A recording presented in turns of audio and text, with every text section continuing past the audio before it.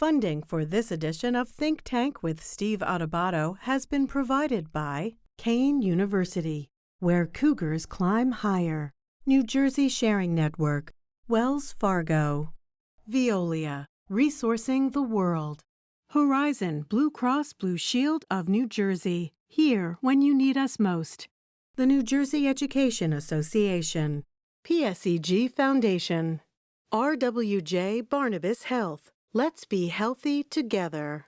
And by Johnson & Johnson. Promotional support provided by NJ.com, keeping communities informed and connected. And by ROINJ, informing and connecting businesses in New Jersey.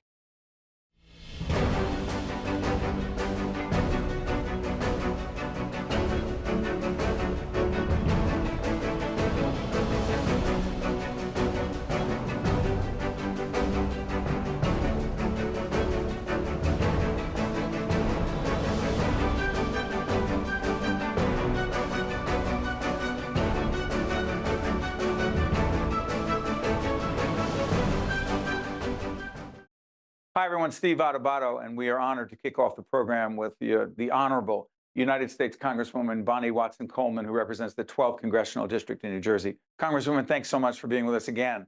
Oh, Steve, it's always good to be with you, and it's good to see you. Absolutely. So the graphic comes up, democracy in danger. There's a 2024 election that all of us know about. Question: are we engaging in hyperbole, A, and B, if we are in danger, describe it.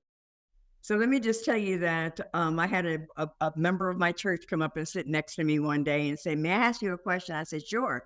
She said, "Should I be afraid?" And I just said, yes. Our democracy is hanging in the balance here, depending upon what we do in the upcoming election.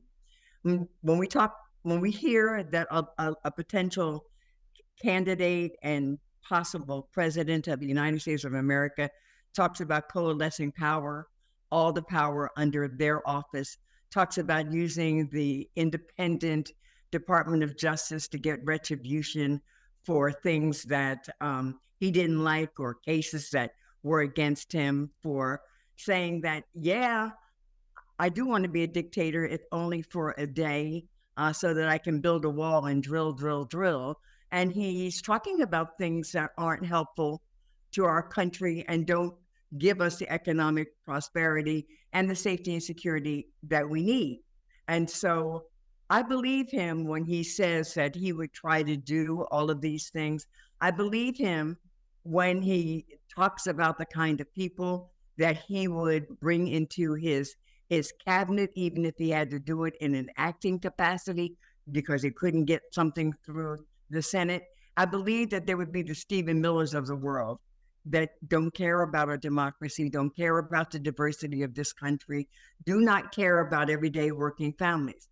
And I think that people don't realize that when we talk about democracy is threatened, what does that mean when it comes to your kitchen table?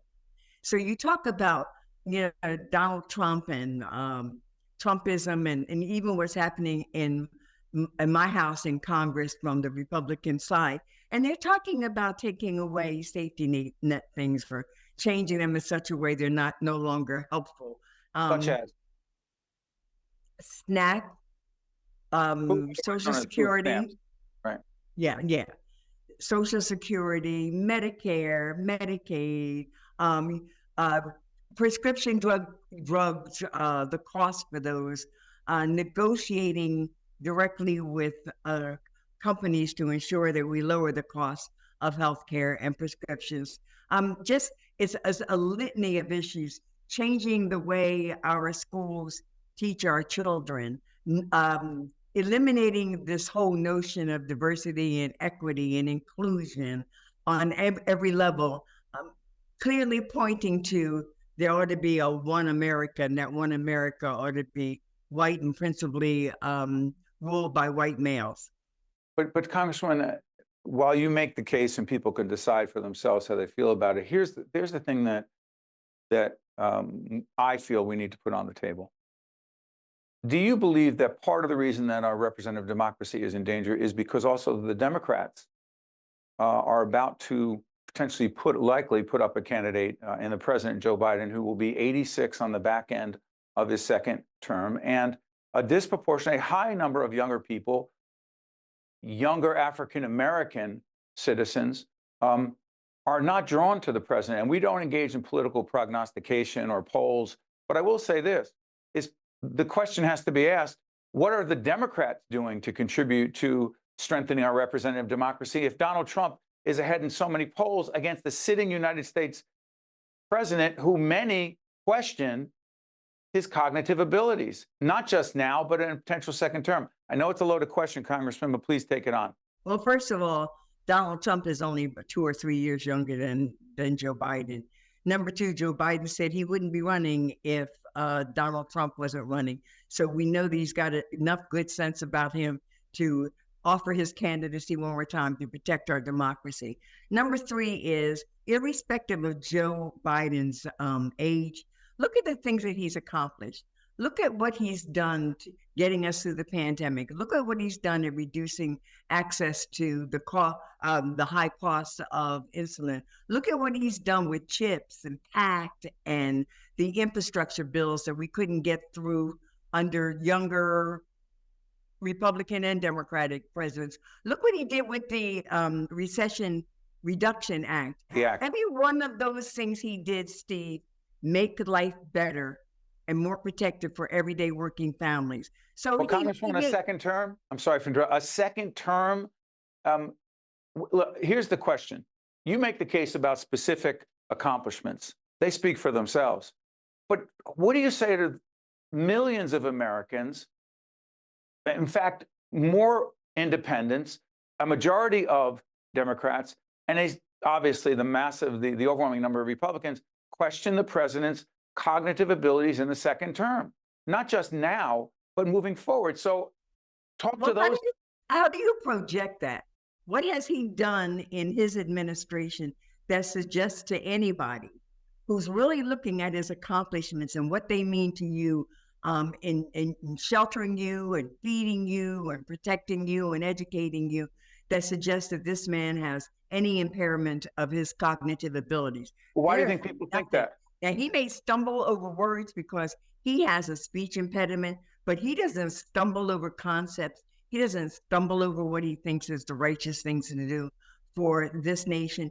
And listen, nobody's perfect, but this man has accomplished more in the 3.5 years of his administration than back there when FDR accomplished the his New World and the New Deal. Right. And Lyndon Johnson did all the things that he did for civil rights. Yes, right. Absolutely. So let us go on his record and let us not assume that God's going to call him home until his work is finished. And you know what? I got a colleague who just buried his father. He was 102 years old. And you know what he said to me? He said, Bonnie, he was 102 years old in age, but he was at all of his faculties. He knew what he needed to know. He was in the present. And so is Joe Biden. Here's our challenge. Democrats got to figure out how to explain all of the things that we've done that make life better, protect your interests and your rights, make sure your children get educated, take that burdensome student debt off of your back. We've got to communicate how this presidency has materialized a better world for you. And Democrats have a problem with that because, you know what, we're always trying to explain stuff, while Republicans throw out these 30-second sound bites. They don't have to have any relationship to reality, not one, but they all say it and they say it over and over and over again, and people get impressed by it. But I'm not concerned about what the polls are saying right now. Okay. I'm sorry for interrupting. There's another topic, an important topic I want to get to. We're taping this program. Well, yeah, because you have been outspoken on so many things, and you've been a leader in so many areas. But help folks understand, as of the time we're taping this program, this will be seen later, we don't try to report what's going on in the war between Israel and Hamas right now. However, the question of a ceasefire, as we speak right now, and the date will come up on the screen, you have been in favor of the ceasefire. What is your position? And Why do many of your colleagues see it differently? Well, I think that everybody wants to see peace as the outcome. I think that most people want to see a secure and independent Israel, but a secure and independent Palestinian nation as well. I don't believe that you can continue to get there through war. I believe that you need to engage in diplomacy, and you need to have the carrot and the stick. Now, you ask me what the carrot and the stick is. I don't know. I'm not the diplomat, but I know that there's got to be a better way than devastating a whole infrastructure, displacing a half of a population, killing tens of thousands of people, innocent children, and elderly and other innocent folks. I don't know the whole answer to this, but I know that if we're seeking peace, then we have to approach it in a strategic and peaceful manner. And this continual bombardment is not getting there. Let me follow up on that. The former ambassador, Israeli ambassador to the United States, Michael Oren, who's from New Jersey, when asked this question about a ceasefire, said, I want to be clear. A ceasefire, if there is a ceasefire, and again, we may date ourselves on this, a ceasefire equals Hamas wins. What do you say to that? I don't understand that, because I believe that Hamas will suffer if it doesn't get access to supplies that it needs. Hamas is not stronger than Israel. Hamas is not stronger than the world condemnation of it.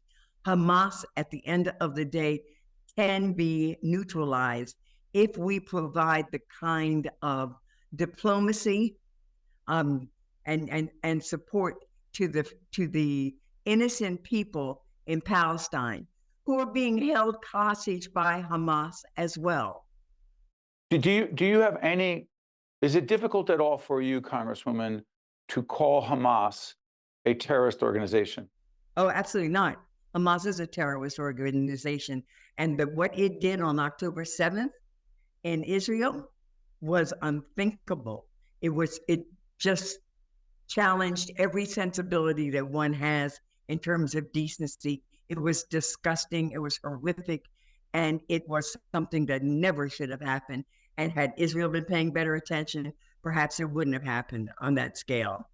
Last But question. Netanyahu was so busy. But let me just say this. Netanyahu was so busy trying to bring the judiciary up under him, kind of Trumpism, if I might say, that they did not give the prospects of a Hamas uprising the kind of attention that it needed. Last question, and every time we have the Congresswoman, there's so much to cover, but this is an important question about the U.S. Senate race in New Jersey. Senator Menendez, his situation speaks for itself. The criminal process, the judicial process will play out. You have chosen not to support First Lady Tammy Murphy for the Senate seat as we speak right now, and you've said you're likely not to endorse anyone. Why, or why not?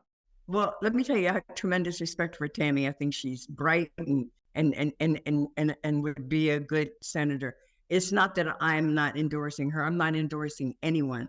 I think that we've got at least 3 good candidates in the mix: Andy Kim, Larry Ham, and of course Tammy. We also may have a 4th one who announces in January, but it's hers to announce.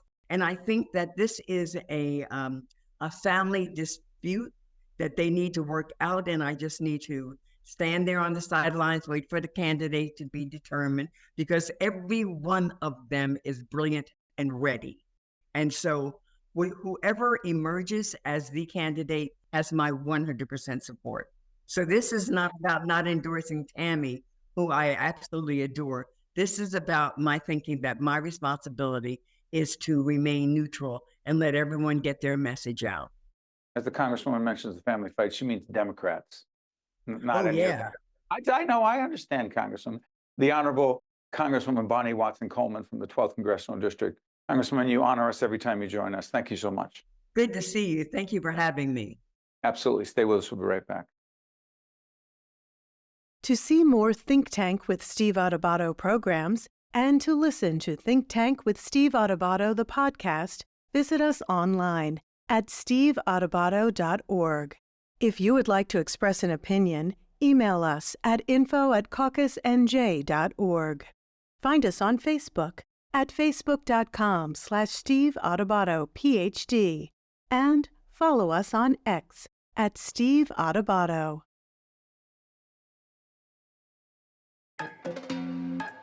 Here at Kane University, everyone gets their chance to climb higher. Michael came to Kane and found his passion for healthcare, and now he's a doctor. After Trisha graduated, her graphic design work was featured in the New York Times. Samantha is studying athletic training and finding her path through an internship with the New York Giants. Real students, real stories, real success. Cougars climb higher. Kane University. Hello, I'm Donald Payne Jr., Congressman from New Jersey's 10th District. One organ and tissue donor can save as many as 8 lives and improve the health of another additional 75 people. That is why I encourage everyone to register as an organ donor. For more information about organ donation, please visit www.njsharingnetwork.org. Most people don't think about where their water comes from, but we do. Veolia, more than water, resourcing the world. We are honored to be joined by Neal Shapiro, the President and Chief Executive Officer of the WNET Group. Good to see you, Neal. Good to see you, Steve. As we put up the website for the WNET Group, tell everyone what that group is, because it involves a whole range of media operations. It does. It's 3 broadcast stations, 13, WLAW 21, and then JPBS, as well as World, We Create, and All Arts. So we do a lot of stuff. Talk to us about this. I'm obsessed, and I think you know this, about the role of public media in our representative democracy. Democracy in Danger is the graphic that'll come up. How do you see our role in public broadcasting, and particularly your role as the leader in this region of public broadcasting, as it relates to promoting, protecting our representative democracy? I think it's vitally important. I think a democracy depends on an informed electorate. And that electorate can only be informed if it has places to go where it can get news they can trust and depend on, news without an agenda, news that is in-depth, and news that gives you a range of things from international, national, and local issues. And that's, I think, what public media does extraordinarily well. And in this time when the country is so polarized, and part of the reason it's so polarized is because it's so easy to surround yourself with news that you agree with. And I think what makes public media so important is it comes to you with no agenda. Its job is not to convince you of anything. If anything, its job is to give you lots of different points of view, so you make up your own mind. And the world is such a changing place that no matter what you may think is right today, it could be wrong tomorrow. So getting more and different points of view and more interpretations is vitally important. So the whole range of programs that you go on the website to find out. And for me, national, international affairs, I'm on Poor and Company, which Neal had a huge role in connecting public broadcasting in this region to CNN to make that happen. Also Firing Line with Margaret Hoover, one of my favorites. But do this for us locally in our region. How important is it that for NJPBS, previously NJTV, established in July 1st of 2011, largely because Neal took the lead on this at the WNET Group to make that happen so we wouldn't go black with public broadcasting. There's a question here. The balance in your mind between local regional programming and the national, international programming of public broadcasting with the WNET Group? Well, in some ways, they're obviously very different. As great as Amanpour is, and NewsHour and Frontline, they can't cover local news and don't intend to. And so much of news is local. So having important coverage in the state, having what you do, long, in-depth interviews, having what NJ Spotlight News does every night, incredibly important. The other thing that is interesting in this time is how often what happens internationally is connected locally. So there's no better example of what's happening in Israel and Gaza right now. And an international story which has all kinds of implications on college campuses and communities and how people interpret that. So the world's an interconnected place. It's important to have trusted sources everywhere you go. Yeah, along those lines, I was having a conversation with Neal offline. Like, we're a New Jersey-based operation. We're trying to understand what's going on in the conflict between Israel and Hamas. You've got the largest Palestinian population in New Jersey, a huge Jewish population in New Jersey. to say like, well, it's just New Jersey, it doesn't work that way, which is why also, by the way, check out NJ Spotlight News. They do a great job every night trying to understand the bigger picture and how it relates to our state of New Jersey. Neal, there's a public broadcasting special coming up in the new year. We're taping in the middle of December 2023. This is 2024. Go ahead, please. It's around a book that Richard Haas wrote. Richard Haas, as you know, former head of the Council on Foreign Relations, has advised Democrats and Republicans. And his notion is there are 10 things that an obligation or responsibility that every citizen had to each other to preserve democracy. So he runs us through this thing. And he came forth because he said, I worked around the world and I never thought democracy would be in danger in our own country. But I studied and I've written this book because I worry that it is. And it's things like reminding us that being civil with each other, finding trusted sources, understanding what's happening, giving back to your communities are things that are very, very important. And there's things that every citizen can do. And there's a tendency, I think, as we become so frightened about what we see, not just around January 6th, but the level of intensity of anger and vitriol in this country, that there are a number of ways in which people at the grassroots level can make a difference.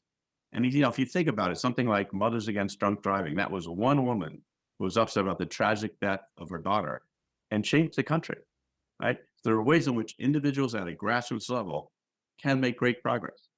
Along those lines, and that program, Neal, what does it have? What's the working title? It's a citizen's obligation. It's Hari interviewing Richard Haas. It'll be on January 4th, I think, on PBS. And as we'll repeat it a couple of times. Interesting. But Neal, go back to something before that I mentioned, the Amanpour and Company. I'm a huge fan of Christiane Amanpour, but it's not just her. And that's the thing that strikes me is it's a group of journalists who come in and actually, to be super candid about it, it's influenced my thinking about what we do and having more folks with different perspectives, different ages, interviewing people.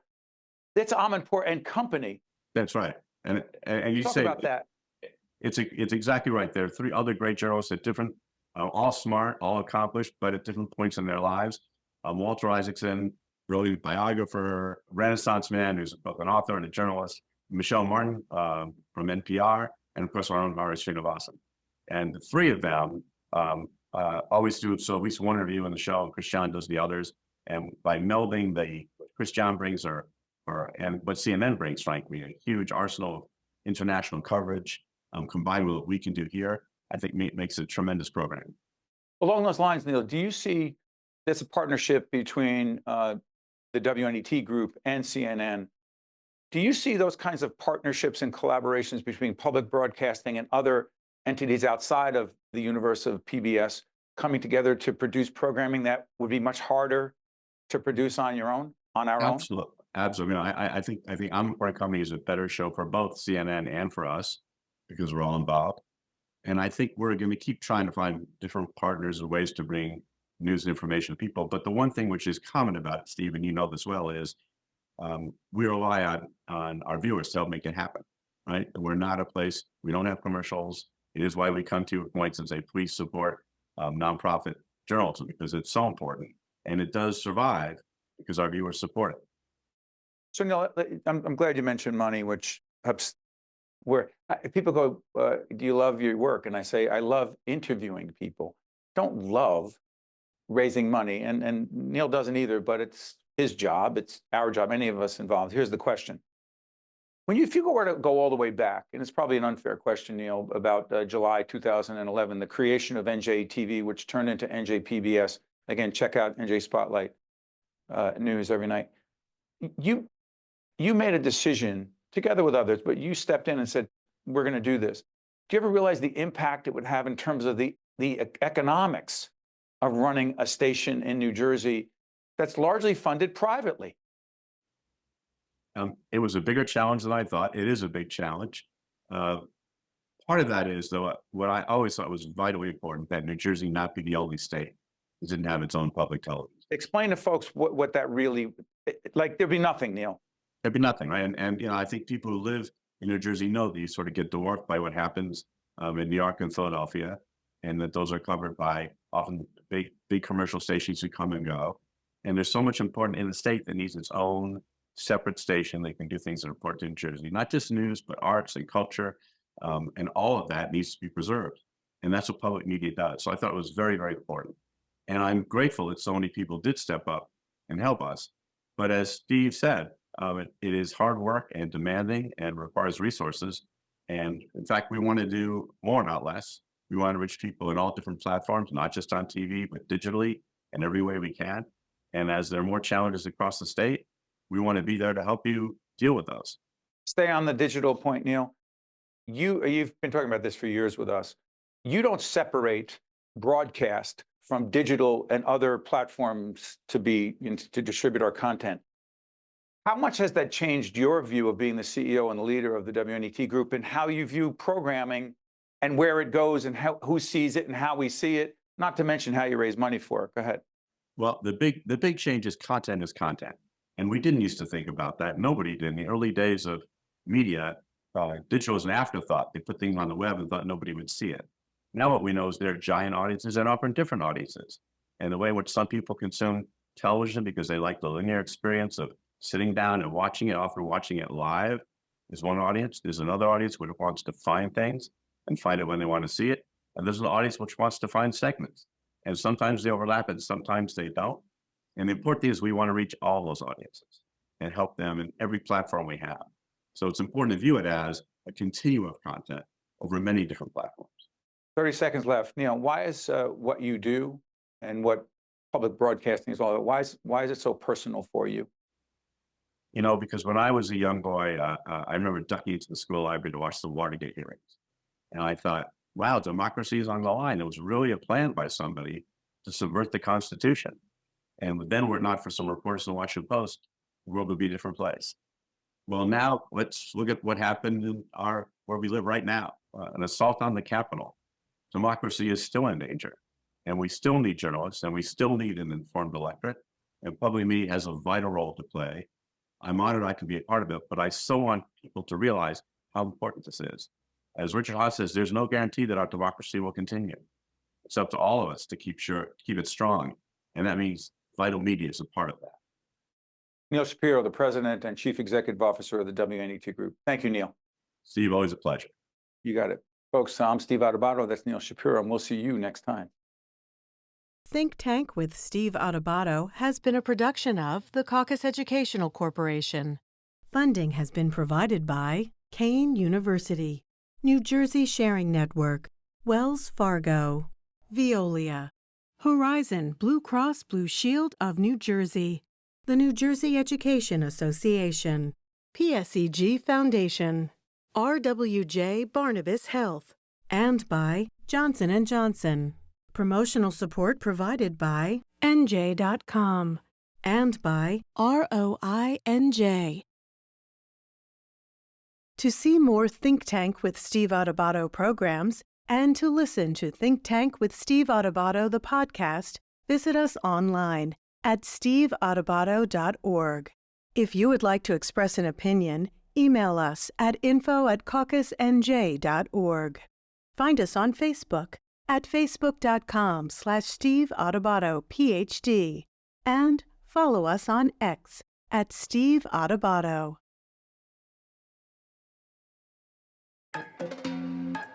Here at Kean University, everyone gets their chance to climb higher. Michael came to Kean and found his passion for healthcare, and now he's a doctor. After Trisha graduated, her graphic design work was featured in the New York Times. Samantha is studying athletic training and finding her path to an internship with the New York Giants. Real students, real stories, real success. Cougars climb higher. Kean University. Hello, I'm Donald Payne Jr., Congressman from New Jersey's 10th District. One organ and tissue donor can save as many as 8 lives and improve the health of another additional 75 people. That is why I encourage everyone to register as an organ donor.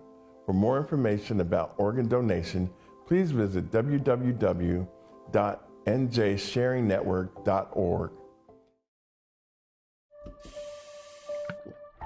Most people don't think about where their water comes from, but we do.